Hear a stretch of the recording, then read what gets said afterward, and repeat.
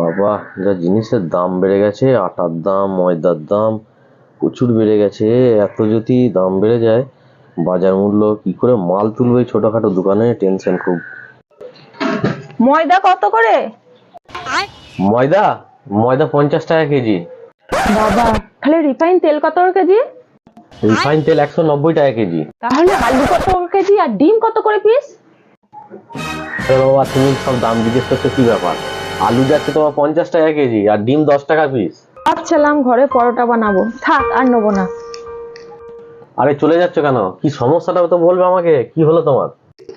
এত দাম দিয়ে ঘরে কষ্ট করে কেনই পরোটা খাবো?